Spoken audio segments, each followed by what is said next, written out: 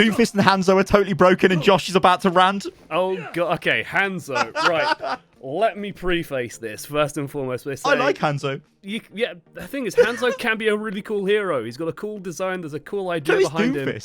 But they completely wrecked him, and he's broken, and he's bullshit. And right, let's begin.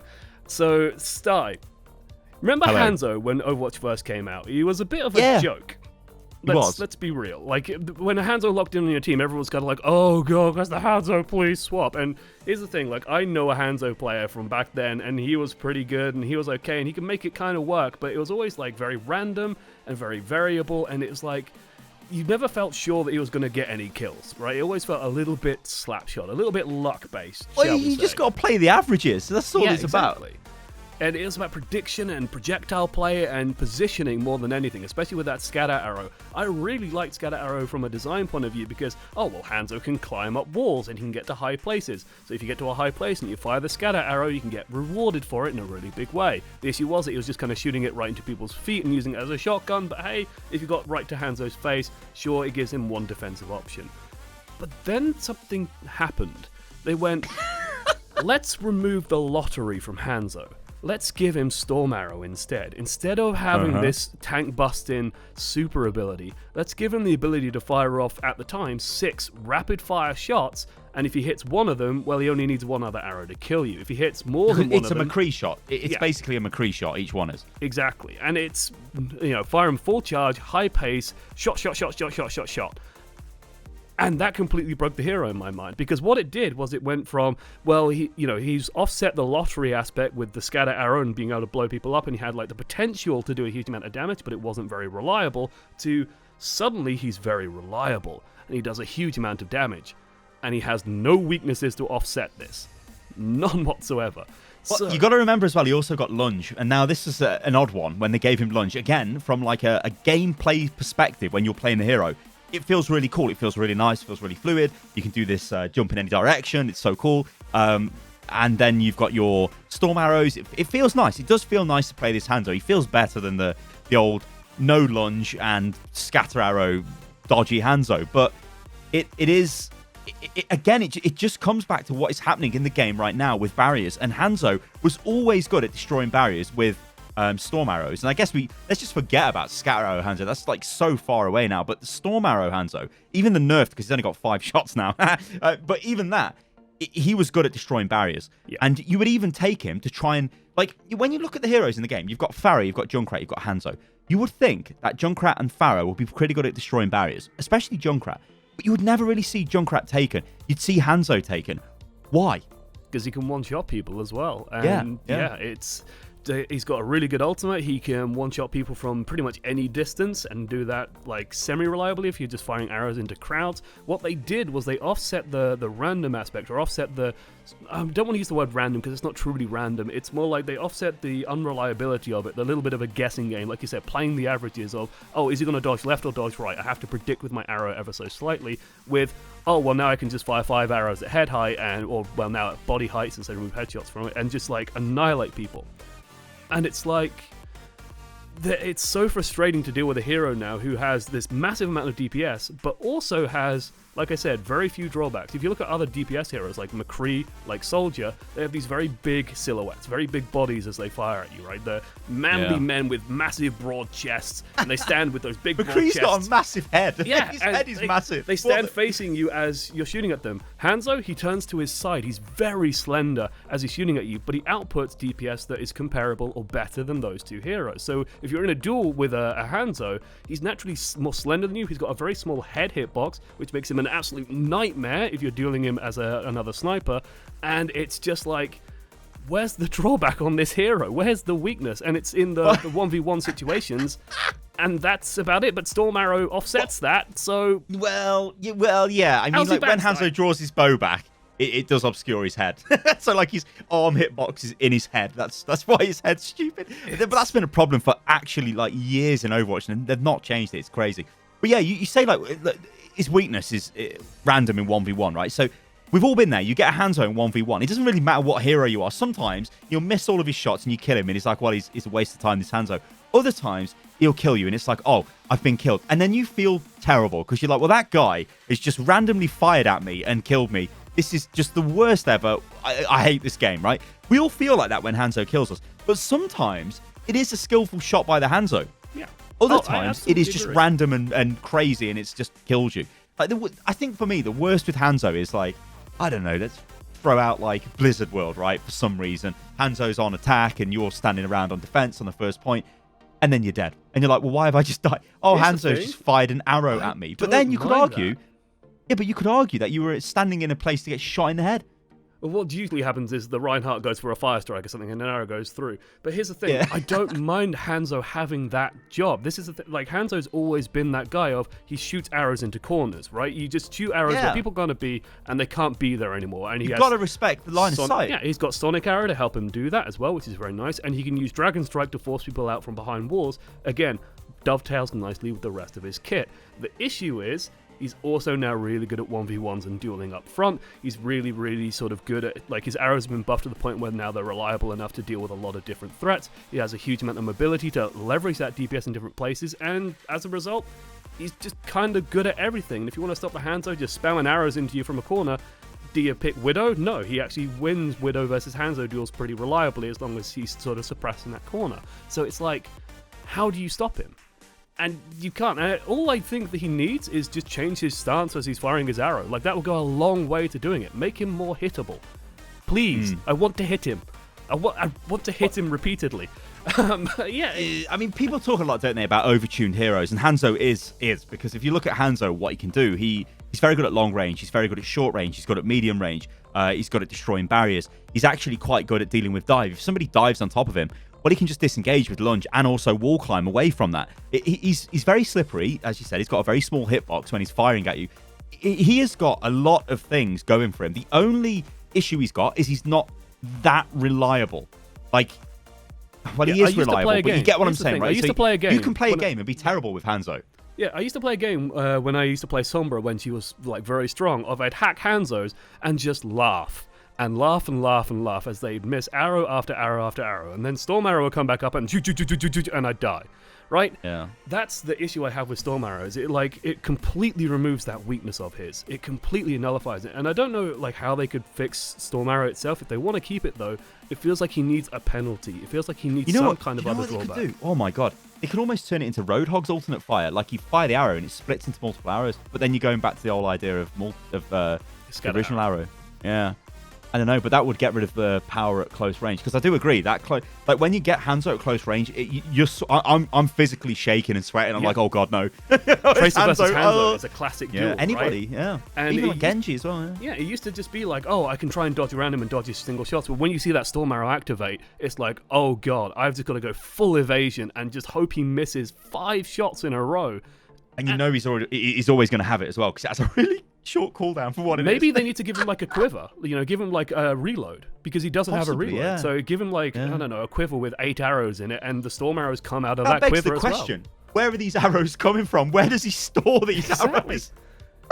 Right, talk to me about Doomfist. Oh lord. Okay. Oh lord. So yeah, let's drag poor Doomfist out now. So.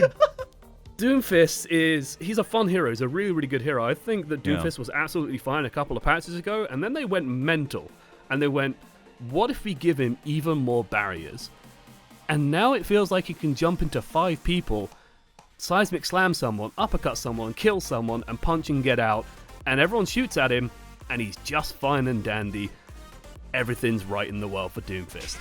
And it's the real problem with Doomfist is it feels like to counter him, you need to have like all 6 people on your team thinking about Doomfist at all times, because he can kind of come from everywhere, assassinate your support, and just get out. And like, I've been playing a lot of Baptiste, and it's like, oh well, just immortality field forehead, right? Like that's clearly the answer. No, he punches you out of it. The uppercut launches you back now, so you can just get launched out of it, and he just kills you. And I try and use it to help other people. Nah, they get knocked out of it, they die. And it's like, he invalidates all the other dive heroes as well, in my mind. And that, to me, is the real kicker here. Like, why play Genji? Why play Tracer when Doomfist can just reliably get in, kill a support, get out? Yeah, I mean, like, Doomfist did have a bit of a nerf in the last patch with the knockback resistance on Reinhardt, so Doomfist can't really punch Reinhardt anymore. But that's never really been like what a good Doomfist player would be doing. You wouldn't be going in, engaging on the Reinhardt at the start of the fight. You're always looking for the seismic slam in, uppercut, primary, and then punch out. That is the rotation for Doomfist. If you were engaging into a fight with Fist, you were a bad Doomfist. Like that just isn't what you were looking for, unless the fight had broken down into a brawl, which again goes back to like the whole idea of the game being more brawly and the game always being centered around objective points. Doomfist is really good. Like, we've all been there where we're like on the final point of a 2CP and we're like, I'm playing, I don't know, McCree or whatever. I'm just going to swap to Doomfist, and you come out and get 2 kills. You're like, oh, well, I just got 2 kills. I just used 2 abilities and everybody's dead. That's what Doomfist is. Like, it's almost a shame for Doomfist because he's like a very Overwatch hero. Like, he could only exist in this game. He couldn't exist anywhere else. And I can imagine the devs were like, yeah, we've got this awesome design. He's a fighting game hero. He's just going to be fantastic. And yeah, he's fun to play. He's like Hanzo. They're fun to play, but they are very frustrating when they kill you. And I know that you play a lot of support, Josh, and I know it's very demoralizing when you see Doomfist. You hear the sound effect like the as he comes in and he seismic slams the ground and you pop up into the air with the uppercut and then he just fires into you and you're like, well, I'm dead because he's got so many shields because there happens to be, there's going to be teammates around you because, well, you're not going to be on your own. You're just hidden away. And even then, he's going to probably kill you. So it's very difficult, Doomfist is, to... he's such a... I think they just need to revert the nerf on his shield charge. Like, make it so that if he dives into 5 people, he's going to die. But then he's useless. But then he's just good at finding isolated targets and picking them off like every other dive hero, surely.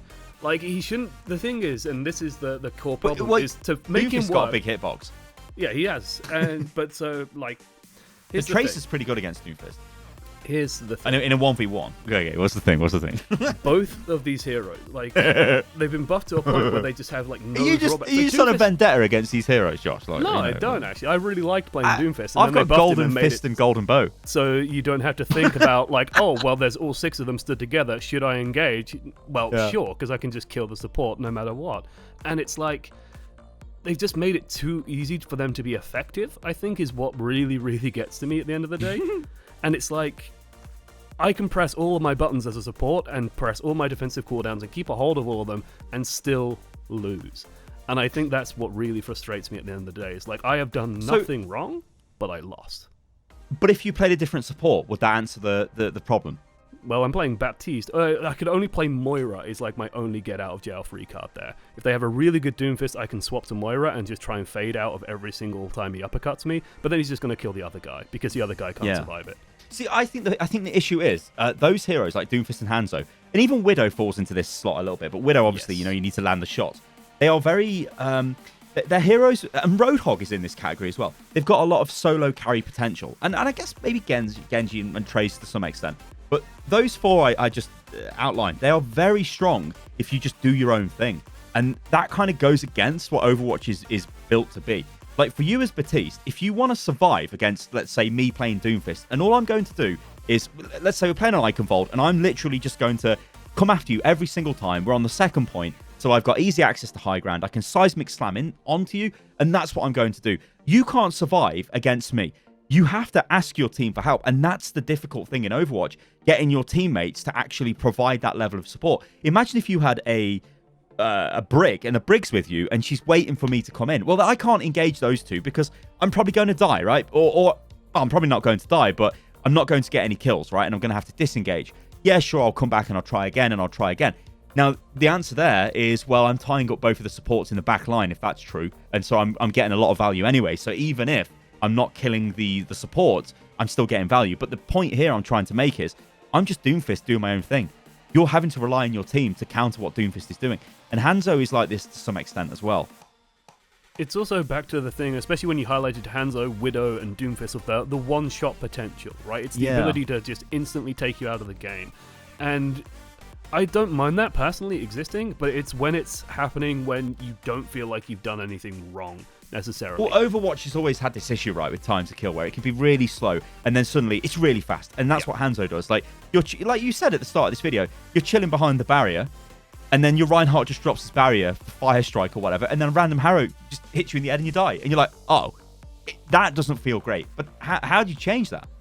Yeah, and like I said, I generally don't mind when that happens because it's like the Reinhardt's made a mistake and I've paid the price for it. Okay, that sucks, and I should shout but at you them, let like, him know. Reinhardt, You what let the him know. hell are you No! doing? Oh my god, get out of my ass up! Like, no, I'm not that person. Like, I just accept it, right? It happens. But it's when, you know, I'm stood behind the Reinhardt barrier next to my other support and then I hear slam, uppercut, dead, and I'm just like, oh, well, I couldn't have done anything there. Or if a Hanzo just jumps out from nowhere and just starts firing a ton of arrows at me and a couple of them hit and I die, and it's just like, oh, well, great. I tried to shoot him back, but my hitbox is twice the size of his. GG.